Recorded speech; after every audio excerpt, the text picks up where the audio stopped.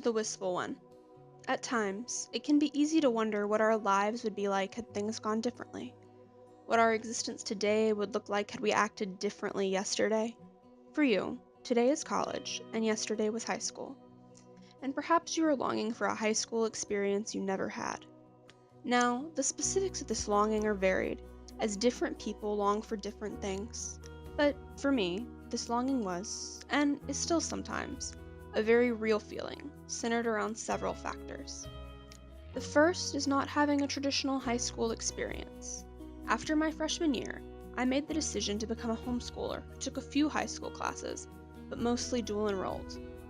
Now, this was a choice I made because I believed, and still believe, it was the best decision for me.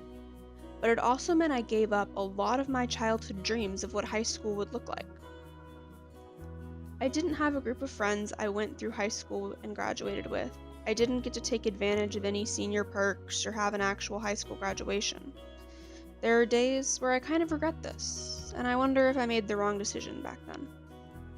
Now, because I chose a non-traditional high school experience, I also lack the classic high school stories. You know what they are: that crazy party, the epic senior trip, the numerous traditional dances, the awkward/magical first date with your high school sweetheart. The list goes on. There are days where not having these stories really bothers me, as it feels like one more way I don't fit in. It feels like maybe I missed out on something special and important, some rite of passage that I should have a story for, but never will. Despite all these questions surrounding my occasional longing for the high school experience I never had, on the other side of that longing, I don't think I would change anything. This is because the decisions I made then carried me to where I am now, which is a place I tend to enjoy. It is a place I belong, because I know I belong to myself and not anyone or anything else. Furthermore, the stories and experiences I do have provide me with a unique perspective and story. And while I may have lacked a high school class, I am a part of an entirely different group of people who also come from non-traditional high school backgrounds, which is an ever-growing group in my life and around the world. I recognize that for some people, the above logic doesn't apply, or it just doesn't work. So, to you, I offer the following advice. Don't do anything hasty when you're longing to experience something.